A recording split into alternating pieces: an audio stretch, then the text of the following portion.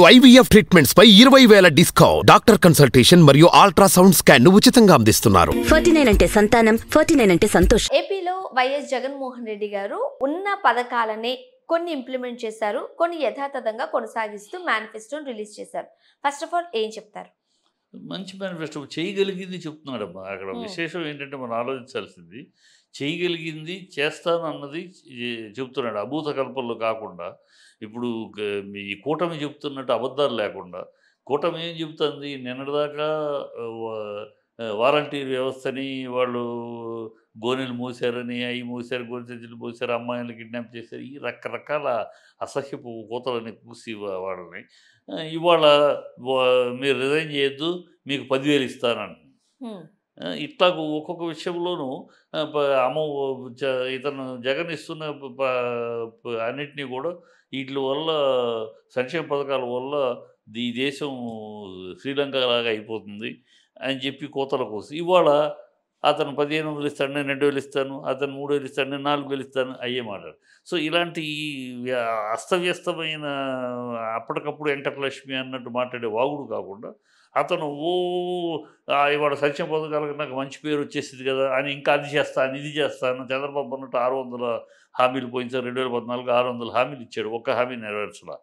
అట్లా ఏదో ఒకటి ఇచ్చేద్దాం తర్వాత చూసుకుందాం అనే పద్ధతి కాకుండా ఇచ్చింది చెయ్యాలి, మనం చెప్పామంటే చెయ్యాలి, ఏది చేయగలం, ఎంతవరకు చేయగలం అనేది దృష్టిలో పెట్టుకుని ఇచ్చాడు. మేనిఫెస్టోలో చాలా క్యాలిక్యులేటెడ్గా ఉంది మేనిఫెస్టో. ఖచ్చితంగా అతన్ని అంటే ఇప్పుడున్న ఆ ప్లేస్లో ఇంకొకళ్ళు ఉంటే, ఇదే చంద్రబాబు ఈ ప్లేస్లో ఉంటాయి. ఫస్ట్ సంక్షేమ పథకాల వల్ల మనకు మంచి పేరు వచ్చింది కనుక ఇంకా అది చేస్తాం ఇది చేస్తాం, సముద్రాన్ని తీసుకొచ్చి విజయవాడకు సముద్రాన్ని తీసుకొస్తామని కూడా చెప్తాడు. ఇలాంటి అభూత కల్పనలు చెప్పి అది చెప్పరా, అదేమన్నా రైట్. అయితే రాష్ట్ర విభజన తర్వాత ఆంధ్రప్రదేశ్ అప్పుల ఊబిలో కూరుకుపోయింది.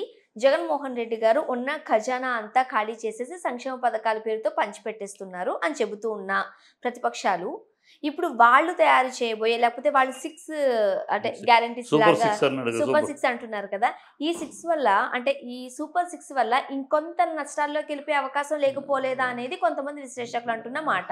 మీరేమంటారు?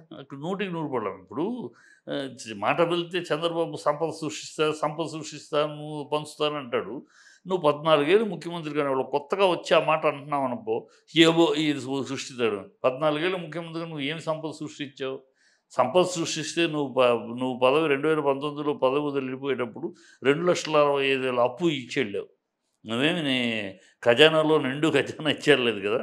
సంపద సృష్టిస్తే అప్పు ఎందుకు చేసావు? సో అప్పు చేయటం అనేది ఈ రాష్ట్రానికి, దేశానికి, అమెరికా కూడా అప్పులో ఉంది. ఇవాళ ప్రపంచంలోనే అత్యధికమైన అప్పు ఉన్న దేశం ఏం తెలుసమ్మా? రిచ్ దేశం అమెరికానే, అధికమైన అప్పు ఉన్న దేశము అమెరికానే.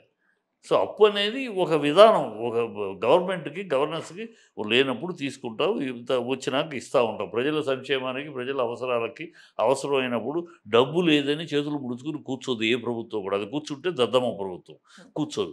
అప్పో సొప్పో చేసి ప్రజల అవసరాలు తీర్చడం, ఆ తర్వాత వచ్చే ఆదాయం నుంచి అప్పు తీర్చడం ఏ ప్రభుత్వానికి ఉండాలి. దాన్ని చంద్రబాబు అంటాడు తను చేస్తే ఉప్పు, ఇంకోటి వేస్తే తప్పు అని మాట బాబద్దు.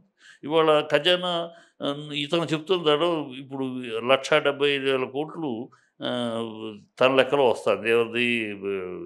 నువ్వు ఇప్పుడు చంద్రబాబు చెప్తున్న సంక్షేమ పథకాలు అమలు చేస్తే 3 లక్షల పైచీలకు కావాలి. ఎక్కడి నుంచి చేస్తావు? ఎక్కడి నుంచి ఇస్తావు? నేను నోటి మాట ఇయ్యేదే చచ్చేదా అన్నట్టు. అతను గతంలో కూడా అనేక దళిత ఇది రైతు బంధు మాఫీ చేస్తా అన్నాడు, చేశాడా? రుణమాఫీ చేస్తా అన్నాడు, చేయలేదు. జాబ్ వస్తే బాబు వస్తే జాబ్ అన్నాడు, ఇచ్చాడు. ఎలక్షన్ అప్పుడు ఏదో మాట్లాడేస్తాం, తర్వాత అడిగేవాడెవడు చూసుకుందాం, 5 ఏళ్ళు మనకు అడిగేవాడెవడు అన్న పద్ధతి అతను. ఇతను కొంచెం ఆ విషయం నుంచి అవే కనపడుతున్నాడు. నేను ఏం చేయగలను అదే చెప్తాను, అంతకు మించి చెప్పి రేపు మీరు చేయలేదని అడిగితే, అందుకని వాళ్ళ ధైర్యంగా కూడా ఓట్లో ఆ ధైర్యం వాళ్ళ దేశంలోనే నా సంక్షేమం, నా పథకాలు మీ ఇంటికి మేలు చేసి అనుకుంటే నాకు ఓటేయండి, లేకపోతే నేనే జగన్ బాబే వద్దన్నాడని చెప్పండి. అంత గంట ధైర్యంగా చెప్పగలుగుతాడంటే ఎందుకు చెప్పగలుగుతాడు? పథకాలు చేశాడు. అంటే ముఖ్యంగా ఎవరైతే తక్కువ అంటే బడుగు బలహీన వర్గాలు, వీళ్ళకి క్రింది స్థాయి వాళ్ళకి ఒక రకంగా చెప్పాలంటే చాలా మేలు జరిగిందని చెబుతూ అవును ఉన్నారు. అవును రైట్. పిల్లలందరూ స్కూల్‌కి వెళ్తున్నారు అంటున్నారు. ఆరోగ్యము రైట్. అన్ని అండ్ ప్రైవేట్ స్కూల్స్‌ని ఉమ్, అంటే ప్రైవేట్ స్కూల్స్‌ని తలపించేలా, అవును. తలదన్నేలా గవర్నమెంట్ స్కూల్స్‌ని చేశారంటున్నారు. ఇప్పుడు కూడా అదే ఐబీ సిలబస్ తీసుకొస్తున్నాం అవును. అంటున్నారు. అండ్ వైద్య రంగంలో పెను మార్పులు తీసుకొస్తామంటున్నారు. ఇవే మళ్ళీ జగన్మోహన్ రెడ్డి గారిని అధికార పీఠం ఎక్కిస్తాయంటారా? ఖచ్చితంగా ఇవాళ ప్రజల్లో నేను తిరిగాను కదా, వెళ్ళొచ్చాను ఈ మధ్య కూడా. ప్రజల యొక్క ఇదేంటే ఆ, దీన్ని వాళ్ళు చాలా ఆస్వాదిస్తున్నారు. మా ఇంట్లో ముసలోళ్ళు, మా ఇంట్లో అవ్వ తాత కాలు పడిపోయి చచ్చుపడిపోయి ఉన్నవాళ్ళు, నిరుద్యోగాలు, ఉద్యోగం లేక అవసరం వాళ్ళందరికీ ఇంటికి వస్తున్నాయి డబ్బులు. గతంలో మేము ఒక పెన్షన్ కోసం ఆఫీస్ చుట్టూ తిరగాల్సి వచ్చేది. ముసలోళ్ళు వెళ్ళి ఏహో వచ్చేదిలే సచ్చేదిలని వదిలేసుకున్న రోజులు కూడా ఉన్నాయి. ఇవాళ మా ఇంటికి పొద్దున్న తెల్లవారు తలుపు తట్టిస్తున్నారు. ఇంతకన్నా మంచి ఏం కావాలి? సో వాళ్ళందరూ చాలా ఆస్వాదిస్తున్నారు. సో ఇది మాకు అందుతుంది ప్రయోజనం. హ్మ్. డెవలప్‌మెంట్ ఏంటి? మొన్న నేను వెళ్ళినప్పుడేమో ఒక మీ మామూలు ఒక మధ్య వయస్కుడాయన. ఆయన అడుగుతున్నారు, "డెవలప్‌మెంట్ లేదంటున్నారు. ఈ డెవలప్‌మెంట్ ఏంటి సార్?" అని అడిగాడు. డెవలప్‌మెంట్ అంటే ఏంటి సార్? హ్మ్. అంటే పేదలకి కడుపు నిండా తిండి, పేదలకి ఉండటానికి, తినటానికి, వాళ్ళ జీవితాలు ప్రశాంతంగా, సుఖంగా, సంతోషంగా ఉంటే అది డెవలప్‌మెంట్ కాదా? 4 పిల్లర్లు లేసి 4 బిల్డింగులు కనపడితేనే డెవలప్‌మెంట్ అండి. ఇది డెవలప్‌మెంట్ కాదా? ఇవాళ ఇది పిల్లలు ప్రతి పిల్లాడి స్కూలు యూనిఫార్మ్ వేసుకొని, వాళ్ళకి భోజనం, వాళ్ళు డ్రెస్ వేసుకొని పిల్లలెళ్తున్నారు. గతంలోనేమో దాదాపు 500 గవర్నమెంట్ స్కూల్స్ క్లోజ్ చేసేసి నారాయణ స్కూల్స్ కోసమని వీటిని స్కూల్స్ తీసి అంత ప్రైవేట్ పరం చేసి పిల్లాడిని చదివించుకోవాలంటే వాడు ఆస్తులు అమ్ముకోవాలి. రిక్షా వాడు పొద్దున్నుంచి సాయంకాలం దాకా ఆటో వాడు కష్టపడితే వాడు కష్టపడిన సొమ్మంతా పిల్లాడి స్కూల్ జీతానికి సరిపోయేది. ఇవాళ ఆ పరిస్థితి లేకుండా ఈ స్కూల్స్ ఎందుకు ఆ రోజుల్లో ఈ స్కూల్స్ ఏమీ ఉండేవి కాదు. కనుక అక్కడికి పంపించుకోవాలని. ఇవాళ ఈ స్కూల్సే గవర్నమెంట్ స్కూల్సే బ్రహ్మాండమైన కార్పొరేట్ స్కూల్స్‌తో సమానంగా ఇన్‌ఫ్రాస్ట్రక్చర్ కూడా బావుంది అనేది బాగుంది. లోపల కొంతమంది. సీట్లు గాని, పిల్లలు కూర్చోటానికి గాని, కంప్యూటర్లు గాని అన్నీ అంటే ఆ స్కూల్స్‌లో ఏమి అందుతుందో డబ్బున్నవాడి పిల్లాడు ఎళ్ళే స్కూల్‌లో ఏమి అందుతుందో అది ఇక్కడ అందుతుంది. సో డెవలప్‌మెంట్ అంటే విద్యారంగమును, వైద్య రంగాన్ని డెవలప్ చేస్తే ఇవాళ వైద్యం ఇగ పిల్లలు పేదవాళ్ళకి వెళ్తే ఎంత గుండె ఆపరేషన్ అవ్వచ్చు. అది 50,000 అవ్వచ్చు, 5,00,000 అవ్వచ్చు. హ్మ్. వెళ్తే ఉచితంగా జరుగుతుంది ఆడికి. హ్యాపీగా గుండె ధైర్యం కదా! అదే గతంలో పేదవాడికి ఏమన్నా వస్తే వాడి బతుకు తెల్లారినట్టే. డబ్బులు ఖర్చు పెట్టుకోలేడు. గ గ గవర్నమెంట్ ఆసుపత్రికి బతుకు లేదు. ప్రైవేట్ హాస్పిటల్‌కెళ్ళి డబ్బులు లేవు. వాడి బతుకు తెల్లారిపోయినట్టే. అలా కాకుండా ఇవాళ ఆ కార్డ్ పెట్టుకొని ఎళ్తే బ్రహ్మాండంగా వాడికి ఎంత ఖర్చయినా వాడు ఇది క్లియర్ అవుతాడు. సో ఇలాంటియన్నీ డెవలప్‌మెంటే. ఇది డెవలప్‌మెంట్ కాదంటే మూర్ఖులు మాట్లాడేది మాట, రాజకీయం కోసం మాట్లాడేదైతే మూర్ఖులు మాట్లాడే మాట అయితే విద్యా రంగాన్ని డెవలప్‌మెంట్ అయితే డెవలప్‌మెంట్ కాక ఇయన్నీ పోర్టులు కట్టారు ఇవాళ. ఇక్కడ తెలంగాణలో రుణమాఫీ హ్మ్. లేదనంటే మహిళలకు ఉచిత బస్సు సర్వీసులు మంచి పేరు తీసుకొచ్చాయి. యాహ్! సో ఈ 2 ఆంధ్రాలో కూడా ఇంప్లిమెంట్ చేస్తారేమో అని కొంతమంది ఆశించారు. వాళ్ళ ఆశ భంగం అయింది. అంటే ఏం చెప్తారు? ఎందుకంటమ్మా నేను అక్కడ కూడా ఎందుకు జగన్ విషయంలో చాలా ఆలోచించి చేశాడని, ఇక్కడ అతనక్కడ ఆటోలకి 10,000 ఇస్తున్నాడు అవును. ఆటోలకి. ఇప్పుడు ఇక్కడ జరిగిన ఇంపాక్ట్ ఇక్కడ గానీ, కేరళలో గానీ, వాళ్ళ మీడియా చేస్తున్న ప్రచారమే గానీ, క క కర్ణాటకలో గానీ, అక్కడ గానీ, ఈ ఉచిత బస్సు యాత్ర చాలా సమస్యలు తీసుకొస్తుంది.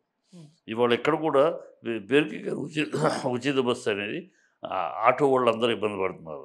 మధ్య మధ్య తరగతి మగవాళ్ళందరూ ఇబ్బంది పడుతున్నారు. బస్సులు తగ్గిపోయినాయి.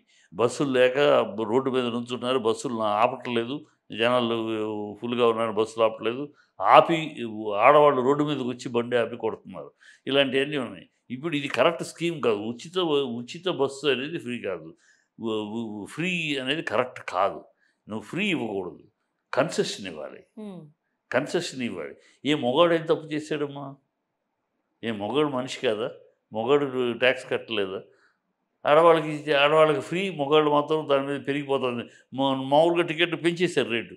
అంటే మామూలుగా అంటే వాళ్ళు అక్కడ తగ్గించి పెళ్ళాం దగ్గర తగ్గించి ముగ్గురు దగ్గర లాక్కున్నట్టుంది. అది పద్ధతి కాదు. ఏదో గాలిగా అనేశారు. అది ఓపెనింగ్‌లో ప్రజలకు అర్థం కాక ఏదో ఫ్రీ అని కంగారు పడతారు. రోజూ తిరిగేవాడేమో బస్సులో. రోజు తిరిగే ఆడవాళ్ళు ఎవరున్నారు? కాదు కదా! అది బస్సు కన్సెషన్ ఇవ్వు. కన్సెషన్ ఇవ్వాలి ఆడవాళ్ళకి. ఈ రేషన్ కార్డు ఈ కార్డు ఉన్న వాళ్ళకి సగం ఫేర్ అని చెప్పు. అంటే జాబ్ చేసే మహిళలకు కావచ్చు, విద్యార్థులకు కావచ్చు, కాస్త బెనిఫిట్ అవుతుందేమో అని ఆశపడ్డారు కదా. పడ్డారు. అది ఆశపడ్డారు. మిగతా వాళ్ళందరూ 10 మంది బాగుపడితే 90 మంది నష్టపోతున్నారు, ఇబ్బంది పడుతున్నారు.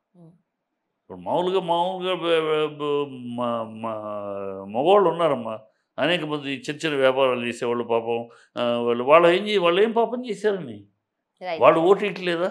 ఇప్పుడు చంద్రబాబు నాయుడు గారు ప్రవేశపెట్టబోతున్న చెప్తున్న సూపర్ 6 ప్రజలు నమ్ముతారంటారా? నమ్మరమ్మా ప్రజలు. ఎందుకు నమ్మరు అంటే కేవలం నేను చంద్రబాబును వ్యతిరేకిస్తున్నాను కనుక, కూటమిని వ్యతిరేకిస్తున్నాను కనుక చెప్పట్లా. నేను ఎప్పుడు అలా చెప్పను విశ్లేషణగా. ఎందుకు నమ్మరు అంటే నువ్వు గతం చరిత్ర ఉంది నీది. చంద్రబాబు ఒక చరిత్ర. వాడు కొత్తగా వచ్చాడు అనుకో, ఏం చేస్తాడో చేయడు ఒక ప్రశ్నార్థకం. కొత్తగా అలా 14 ఏళ్ళు నేను చూశాను ప్రజలు. నువ్వు ఏమి చెప్తావు, చెప్పింది ఒక్కటి చేసావు అంటే ఏనాడు ధారాళంగా నరవలేని నాలుగు కనుక నోటికి వచ్చినట్టు మాట చెప్పేయటం తప్పితే ఏనాడు చేసినాడు కాదు.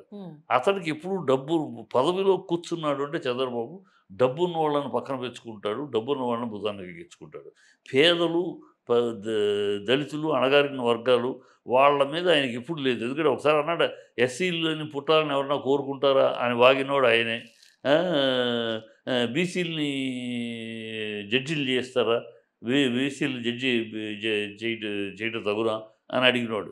సో ఆయనకి ఎస్సీలు బీసీలు వీళ్ళంటే ఆయనకి అలర్జిటిక్. ఆయనకి డబ్బున్నవాడు కావాలి. డబ్బున్నవాడు ఉంటే డబ్బున్నవాడిని పక్కన పెట్టుకుంటాడు తప్పితే ఈ డబ్బు లేని వాళ్ళని, పేదల వాళ్ళంటే అలాగే ఉండాలి. ఆయనకి వాళ్ళని పెరగటము, వాళ్ళ కళల్లో సంతోషము, వాళ్ళ ఆనందంగా కాళ్ళెత్తుకుని నిలబడటం చంద్రబాబుకు నచ్చదు.